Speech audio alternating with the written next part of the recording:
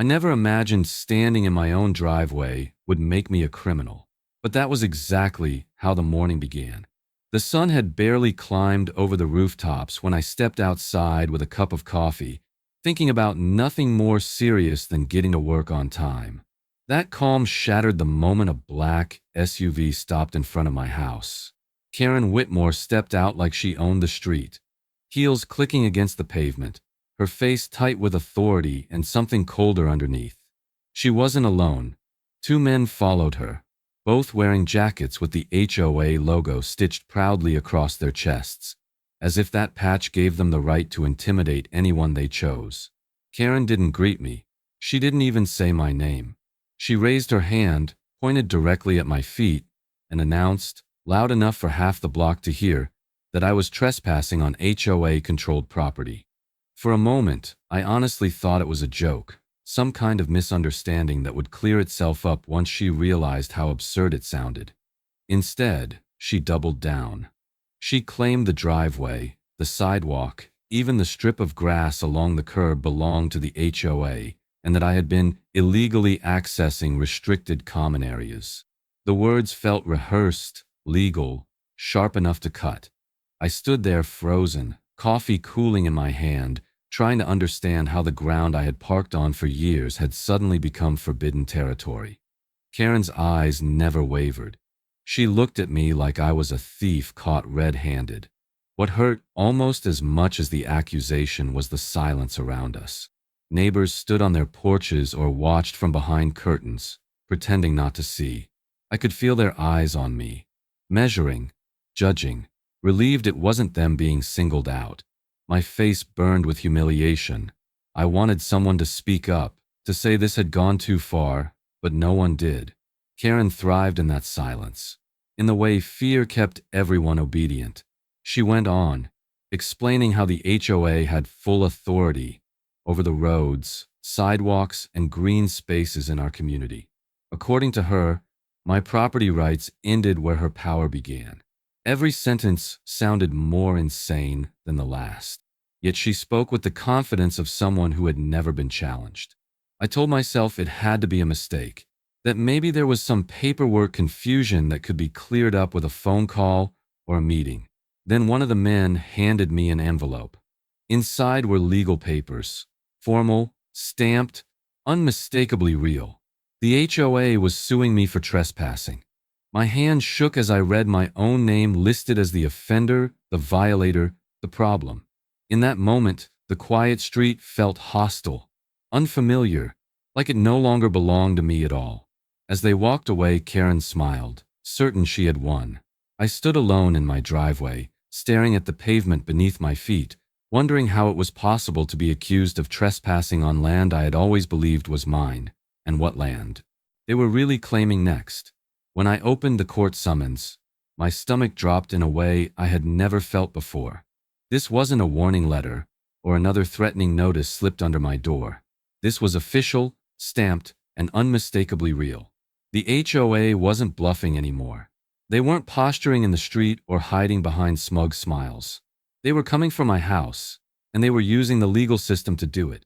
The lawsuit accused me of trespassing on HOA-controlled property, listing dates, times, and locations as if I were some repeat offender creeping through land that wasn't mine. They demanded fines that ran into the thousands, along with legal fees I couldn't afford, all wrapped in language designed to scare me into submission. Every paragraph made it clear that the HOA wasn't interested in discussion or compromise. They wanted obedience, and they wanted it documented by a court. At the bottom of the page was the signature that made my blood boil. Karen Whitmore, HOA president. Seeing her name in ink transformed that driveway confrontation into something far more dangerous. This wasn't personal anymore. It was strategic. She had taken her authority, real or imagined, and weaponized it. The confidence in her signature told me she believed this lawsuit was already won. As I kept reading, the real threat revealed itself. If I didn't comply, the HOA could place a lien on my property. If I didn't pay the fines and fees, they could push toward foreclosure. The words felt unreal, like they belonged to someone else's nightmare. My home, the place where my kids did homework at the kitchen table and my wife and I planned our future, was being treated like evidence in a crime scene. That night, the emotional weight settled in. My wife tried to stay strong, but I could see the fear in her eyes as we talked through worst-case scenarios. Our finances were already stretched thin, and the idea of fighting a lawsuit felt overwhelming. I lay awake staring at the ceiling, calculating numbers, imagining sheriff notices taped to the door, wondering how standing on my own property had turned into a legal crisis. The HOA wanted me to comply quietly. They wanted me to pay, apologize, and accept their authority without question. But the more I thought about it, the more I realized what compliance really meant. It meant admitting I didn't have the right to my own land. It meant surrendering my voice, my dignity, and my freedom as a homeowner. Once I gave that up, there would be no end to their power. I read the lawsuit again, slower this time, forcing myself to focus through the anger and fear. That's when I noticed it. A single line buried in the fine print. Something subtle but strange. It referred to HOA jurisdiction in a way that didn't quite add up. I couldn't explain why, but that line stuck with me, gnawing at my thoughts, refusing to be ignored. Karen Whitmore didn't just run the HOA, she ruled it like a private kingdom, and every homeowner was expected to know their place.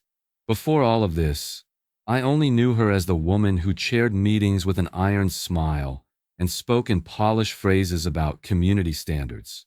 But once the lawsuit landed in my hands, I started seeing her clearly, not as an administrator, but as someone who had spent years building power quietly and deliberately.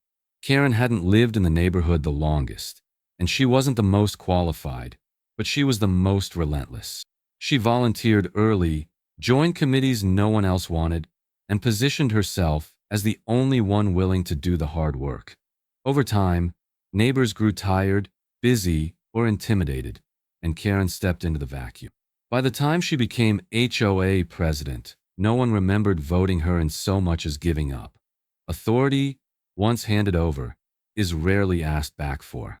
Her rule followed a pattern I began to recognize only in hindsight. Homeowners who questioned her decisions suddenly found violation notices in their mailboxes. Lawns were measured, paint colors scrutinized, trash cans photographed. Meanwhile, those who praised her or kept quiet seemed invisible, no matter how many rules they bent. Enforcement wasn't about standards. It was about loyalty, and retaliation was always just subtle enough to be deniable. I remembered neighbors who had sold their homes suddenly, citing vague personal reasons. Others stopped attending meetings altogether. Karen ran every gathering the same way. Tight agenda, no open discussion, her word final.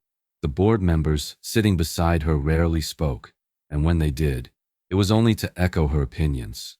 They weren't partners in governance. They were props.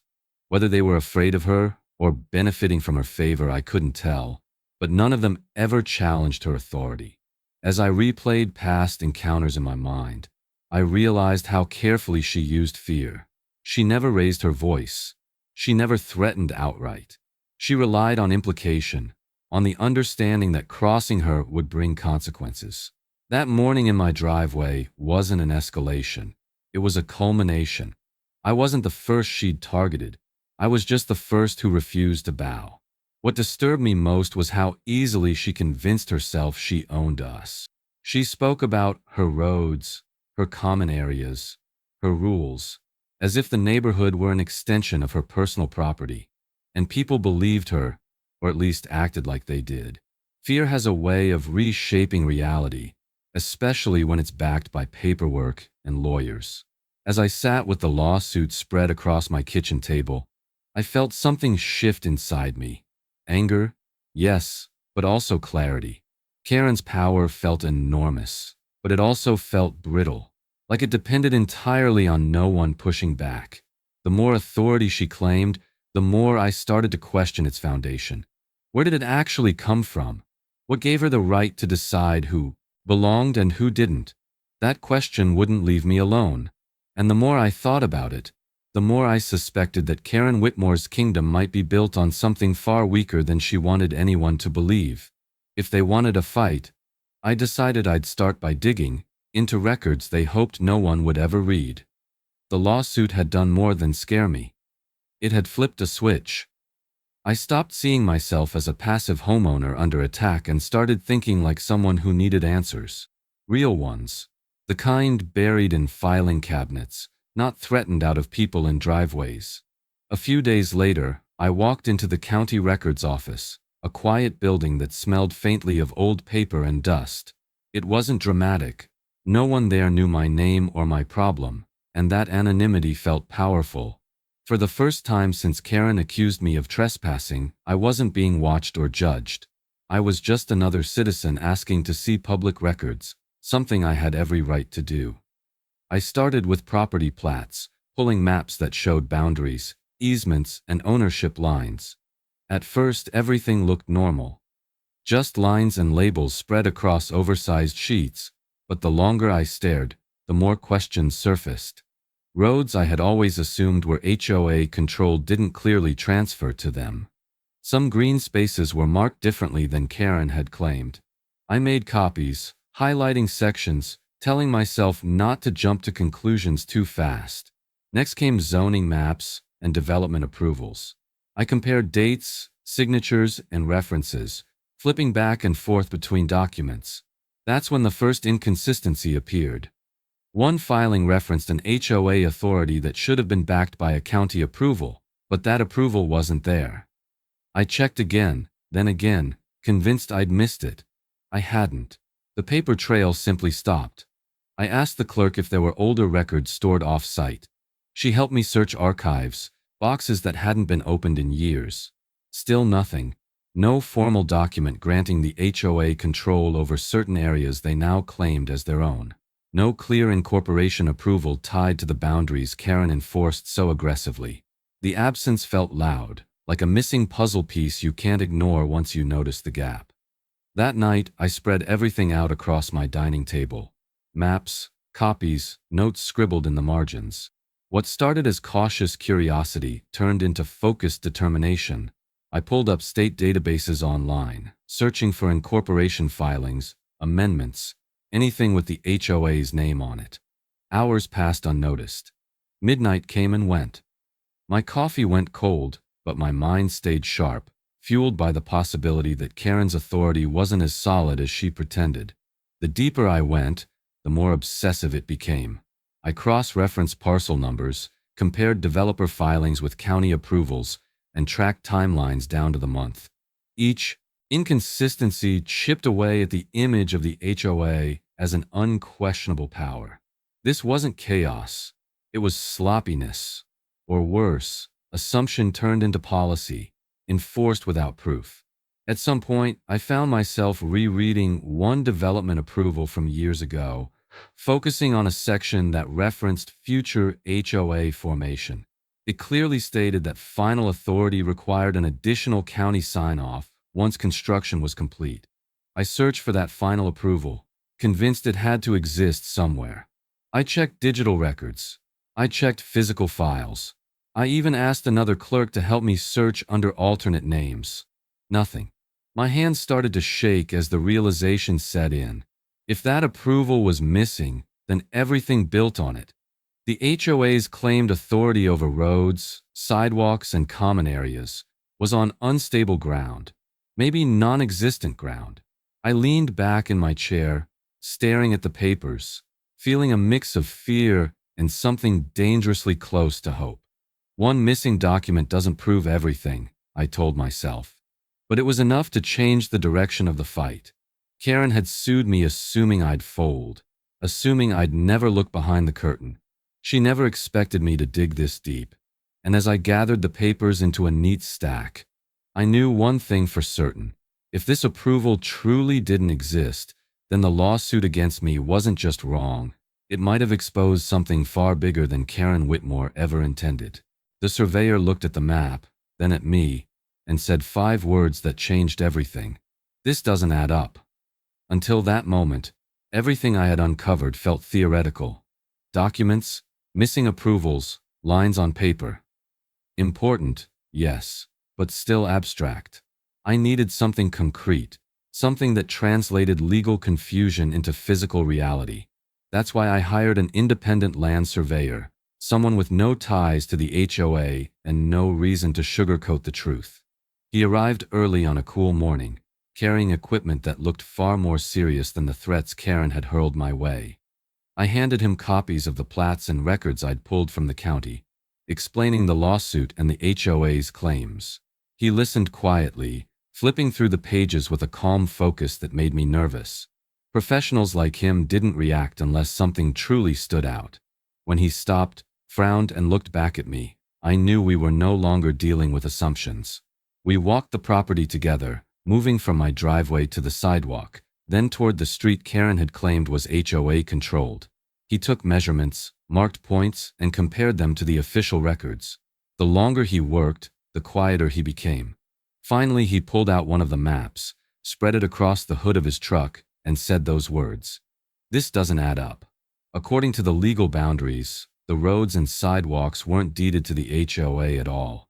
There was no recorded transfer, no clear documentation granting them ownership or control. What Karen had treated as unquestionable HOA territory was, at best, undefined, and at worst, never theirs to claim." The surveyor explained it carefully, professionally, but I could hear the warning beneath his tone. This wasn't a minor discrepancy. It was a fundamental problem. He pointed out how the HOA boundaries overlapped with individual property lines in ways that made no legal sense. Certain common areas existed only on HOA maps, not in county records. In simple terms, parts of the neighborhood Karen enforced rules over might not legally exist as HOA property at all. I felt a tight knot form in my chest, a mix of validation and disbelief. The ground beneath my feet, the same ground I'd been accused of trespassing on, was suddenly back in question. Before leaving, the surveyor gave me a professional warning. "Disputes like this," he said, "often revealed deeper issues. If an HOA was asserting control without legal backing, it could expose years of improper enforcement, fines, and intimidation." He told me to be careful, not because I was wrong, but because organizations that build authority on shaky ground tend to fight hardest when challenged. After he left, I stood alone in my driveway, replaying everything he'd said. For the first time since the lawsuit began, I felt something close to relief. Not victory yet, but clarity. Karen's power wasn't just cruel or excessive. It might be fictional, a story repeated so often that everyone accepted it as truth, including the people enforcing it. The realization was both empowering and terrifying. If the land wasn't theirs, then the lawsuit against me had no foundation. But it also meant something bigger was unraveling. Rules, fines, threats, all of it might have been built on a lie. And if that was true, I couldn't stop at defending myself. As I gathered the surveyor's report and added it to the growing stack of evidence, one question echoed in my mind. If the HOA's territory was imaginary, then what else in Karen Whitmore's kingdom was nothing more than smoke and mirrors? My attorney leaned back in his chair, studied the stack of documents in front of him, and asked quietly, "Michael, are you sure this HOA legally exists?" That single question shifted the air in the room. Up until then, every conversation had been about defense, how to respond to the lawsuit, how to minimize damage, how to survive. But that question wasn't defensive. It was surgical, and it stopped me cold. David Reynolds wasn't the kind of lawyer Karen Whitmore expected me to hire. He specialized in constitutional property rights, the kind of attorney people turn to when something feels fundamentally wrong, not just inconvenient. His office was modest, lined with casebooks and framed rulings instead of flashy awards. When I laid out everything I'd uncovered, the missing approvals, the surveyor's findings, the HOA's aggressive claims, he didn't interrupt. He listened carefully, methodically, like a man assembling a larger picture piece by piece. We started with the HOA's formation documents. David pulled in corporation records from the state database, comparing them to county filings. Almost immediately, He noticed discrepancies. Dates didn't align. Required signatures were missing. Amendments referenced approvals that never appeared anywhere in the record. What Karen had presented as a fully empowered governing body began to look more like a half-finished structure no one ever bothered to complete. David explained that forming an HOA isn't automatic. It requires strict compliance with both county and state procedures, clear incorporation, proper land transfers, and formal acceptance of authority. Miss one step, and the entire entity can be legally compromised. As he spoke, he highlighted sections of the documents, circling gaps that echoed the same problem I'd already seen with the land records. Authority had been assumed, not granted. The deeper we went, the worse it looked. There was no evidence the HOA ever received final county approval to govern certain areas. No record of state acknowledgement granting it enforcement power over roads and sidewalks. In legal terms, David said, this wasn't a technical error. It was improper incorporation. The HOA might exist on paper in name only, without the legal standing to sue anyone, especially me. That's when the lawsuit flipped. Direction in my mind. I walked into David's office feeling hunted. I walked out realizing I might be holding the upper hand. If the HOA wasn't legally formed, then Karen's lawsuit wasn't just aggressive. It was invalid. Every fine, every threat, every act of intimidation could suddenly come under scrutiny. David was careful, though. He warned me that challenging the existence of an HOA wasn't simple. Organizations like that don't collapse quietly. They fight, deflect, delay, but the law, he reminded me, doesn't care about confidence or intimidation. It cares about proof. And Karen Whitmore's kingdom was running dangerously low on it. As I gathered my documents, I felt a strange mix of fear and resolve. This wasn't just about winning anymore. It was about exposing something that never should have been allowed to happen. An HOA operating without proper authority wasn't just a bully. It was a legal fiction with real-world consequences for real families. Before I left, David looked at me again and spoke plainly. If we pursued this angle, the courtroom wouldn't be a place of quiet arguments and polite disagreements. It would become a battlefield. The HOA would be forced to prove it existed in the eyes of the law, not just on letterhead and threat notices. Driving home, his words echoed in my head. Karen Whitmore had built her power on certainty. Hers. But certainty means nothing without legality. And if the HOA itself wasn't legal, then everything she'd done rested on sand. The next time we faced each other, it wouldn't be in a driveway or across a lawsuit. It would be under oath, with the truth finally demanding answers. Karen Whitmore walked into court smiling. She thought this was already over. I saw it the moment she entered the room, heels clicking confidently against the floor, posture straight, chin lifted like someone arriving to collect a trophy rather than defend a lawsuit. She didn't look at me at first. She didn't have to. In her mind, I was already defeated. Just another homeowner who dared to resist and was about to be reminded of his place. The courtroom itself felt heavy, steeped in quiet authority. Dark wood benches, the faint rustle of papers, the low murmur of attorneys conferring with clients.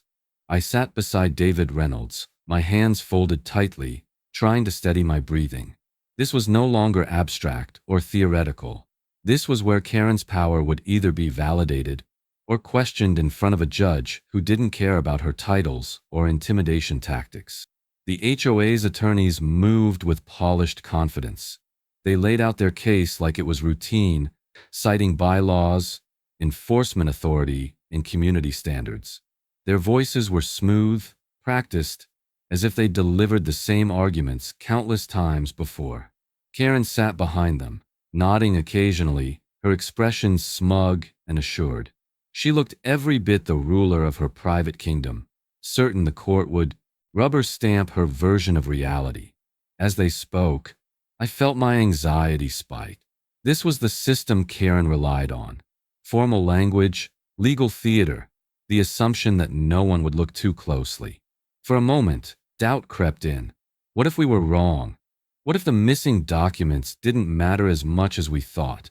My heart pounded as I imagined the judge siding with the HOA, turning Karen's confidence into final judgment.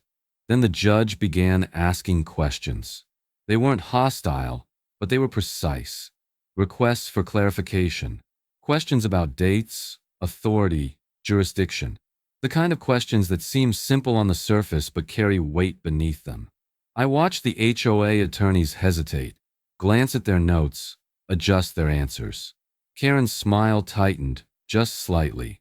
For the first time, I sensed a shift in the room, subtle but undeniable. The judge asked about the scope of the HOA's authority over roads and sidewalks, asked when and how that authority was granted, asked for references to county and state approvals. Each question landed like a small crack in polished glass. The HOA attorneys answered confidently at first, but their certainty began to wobble as the questions stacked up. Beside me, David remained calm. He didn't interrupt or rush. He waited.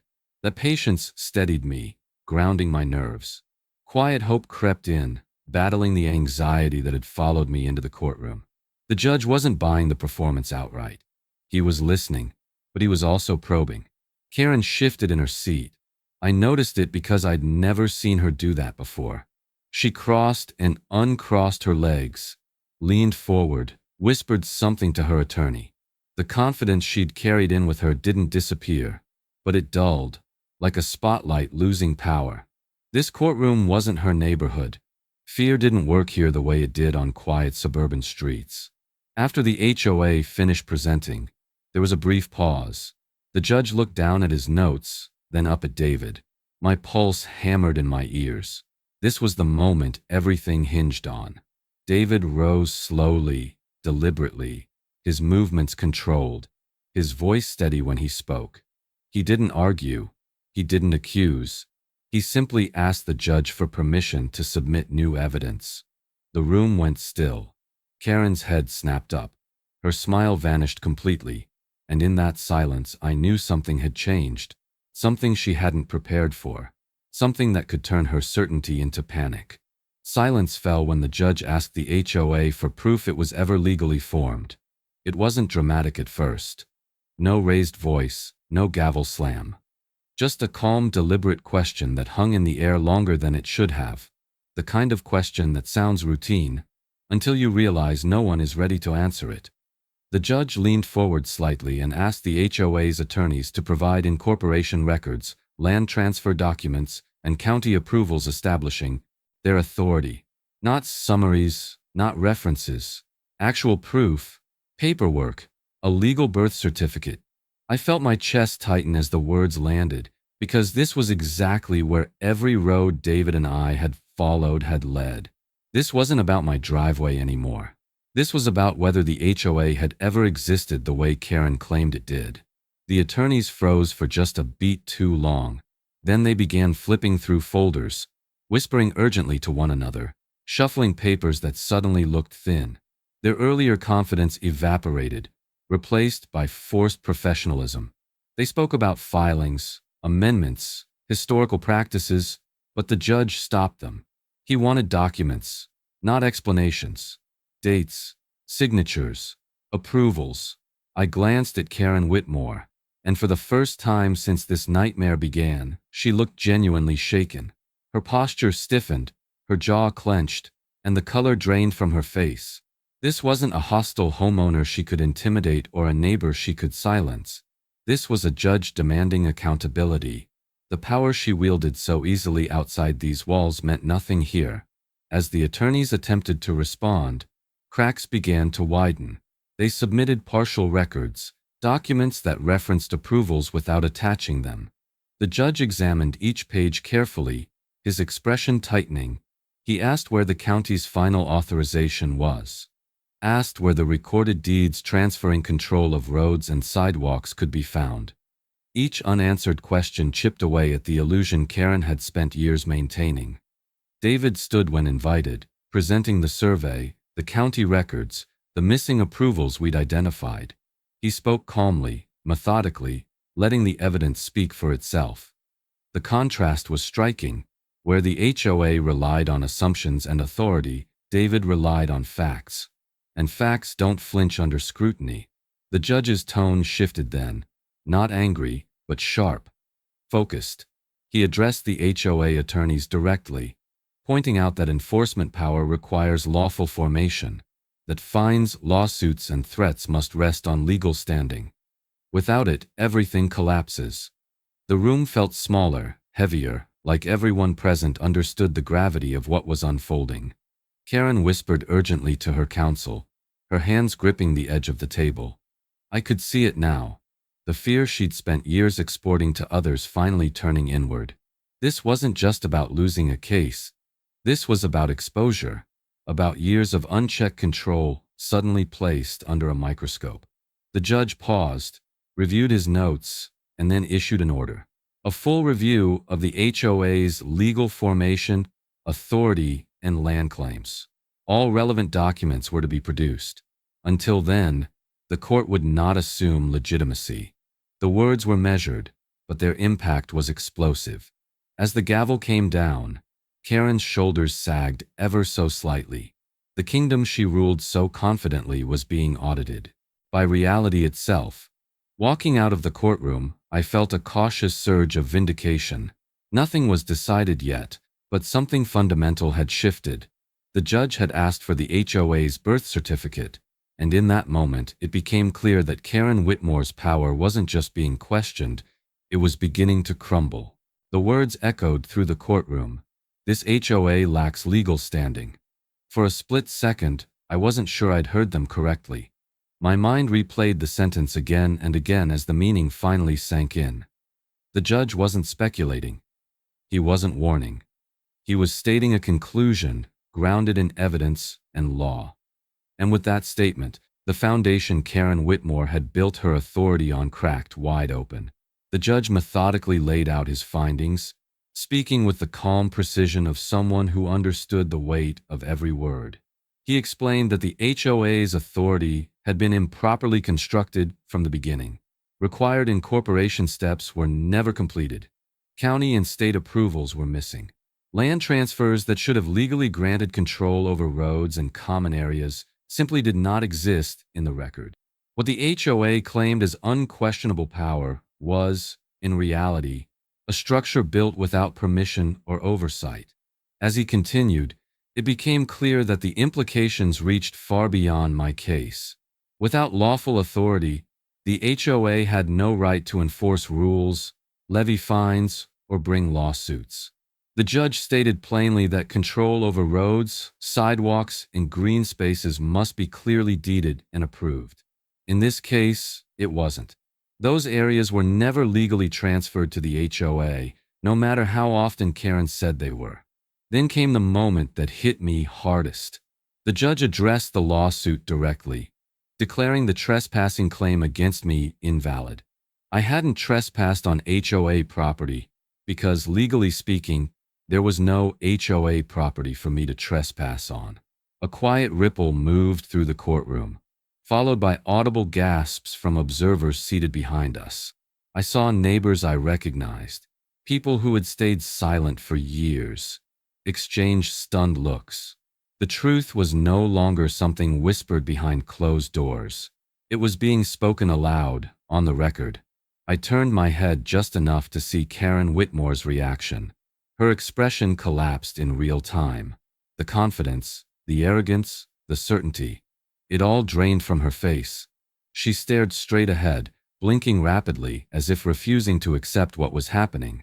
This was the woman who had accused me in my own driveway, who had smiled walking into court convinced of victory. Now she looked small, exposed, stripped of the authority she'd wielded like a weapon. The judge wasn't finished explaining. He emphasized that legal standing is not a technicality, it is the cornerstone of enforcement. Without it, the HOA's actions were not just overreaching, they were unlawful. Each sentence felt like another brick being pulled from Karen's carefully constructed kingdom. I felt a surge of vindication, not the loud kind, but something deeper and steadier. This wasn't about revenge. It was about truth finally catching up. As the judge paused, the room remained silent, heavy with realization. People weren't just witnessing the fall of a lawsuit. They were witnessing the collapse of an illusion that had governed their lives. I felt my anxiety loosen its grip, replaced by cautious relief. For the first time since this began, I wasn't defending myself. I was watching accountability take shape. Then the judge looked back down at his notes, his expression unreadable, and spoke again. His tone made it clear that while a major truth had been revealed, the ruling wasn't finished yet. What started as their lawsuit turned into their public unraveling. The judge didn't rush. He let the weight of his earlier findings settle into the room before continuing, and in that pause, something remarkable happened. The power dynamic shifted completely. The HOA was no longer the unquestioned authority standing tall before a lone homeowner. It was now the entity on trial. Its actions illuminated one by one under the unforgiving light of the law. The judge addressed the HOA leadership directly, his tone firm and unmistakably disapproving. He spoke about responsibility, how organizations that claim governing authority over citizens' homes must operate with strict adherence to the law. He referenced the HOA's repeated enforcement actions, fines, and legal threats, all carried out without verified legal standing. This wasn't framed as a minor oversight. It was a systemic failure, a pattern. As he continued, the words potential fraud and misrepresentation entered the record. My chest tightened as I heard them spoken aloud.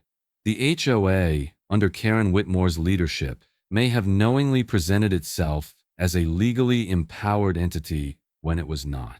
Homeowners may have been coerced into paying fines, complying with rules, or even selling their homes based on authority that never legally existed.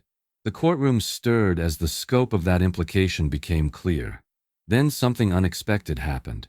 The judge acknowledged that the court had received additional communications, statements, affidavits from other homeowners, people who had been watching quietly, just like my neighbors on that morning in my driveway, were finally stepping forward.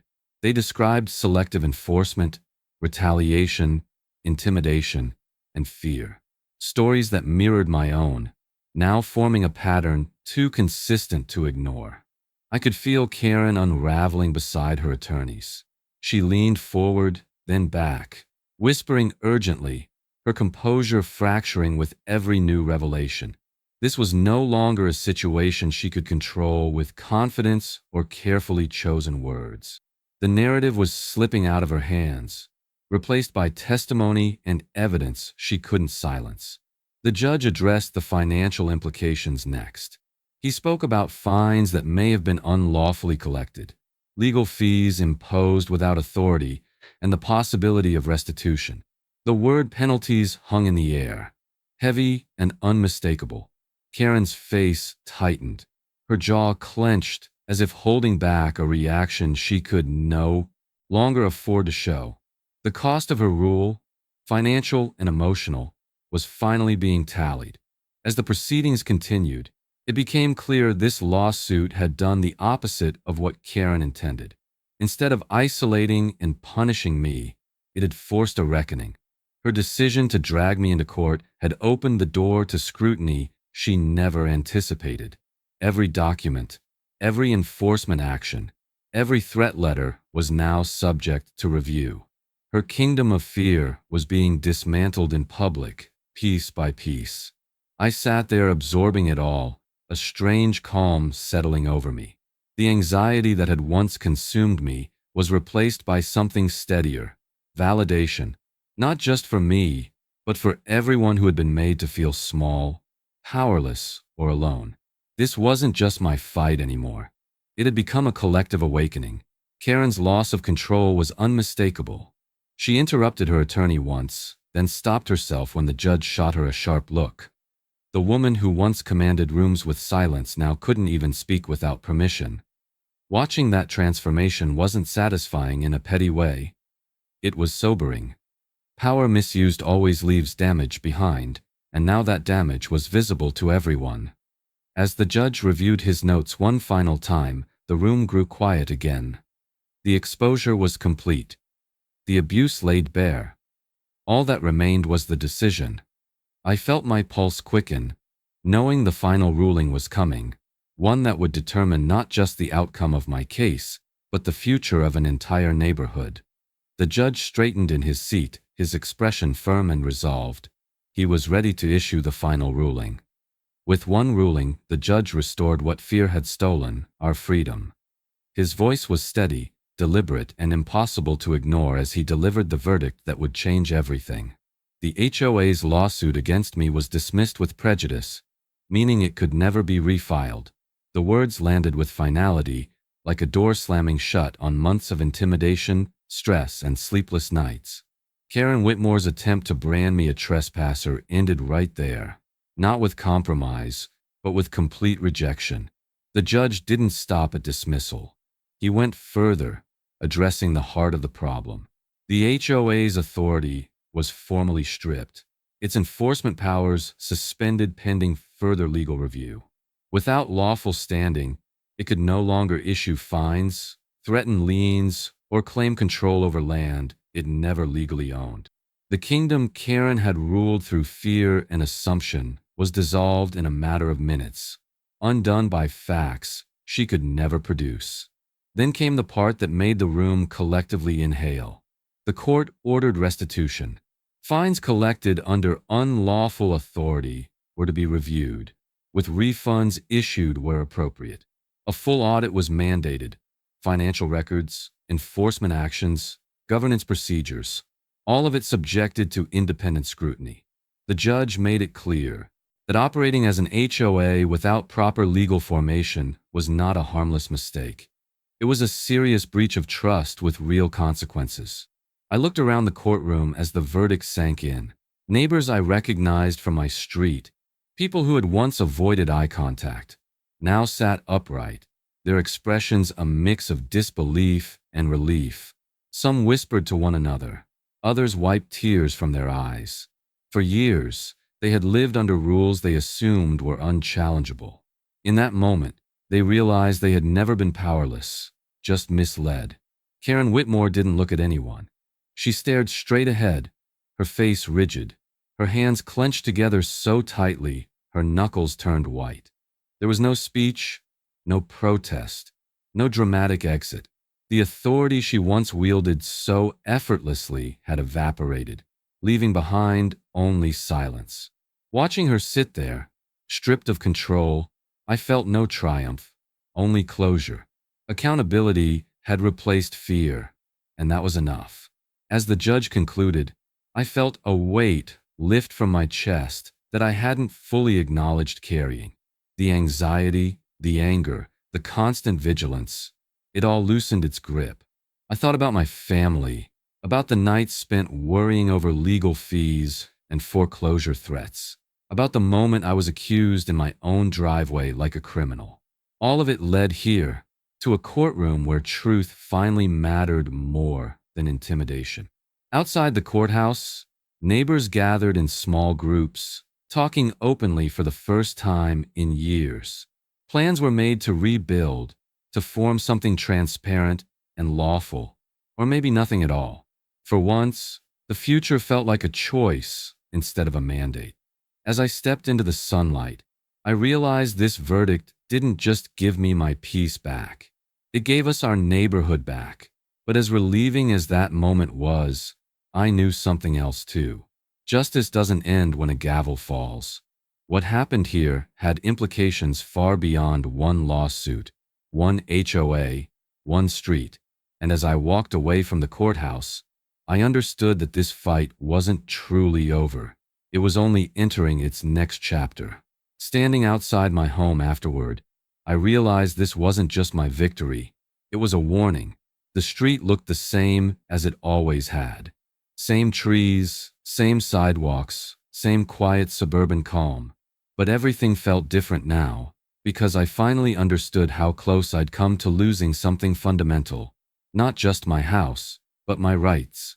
What happened here wasn't an isolated mistake or a rare bad actor. It was a lesson in how easily unchecked authority can take root when good people assume someone else is watching. I thought about what homeownership is supposed to mean in this country.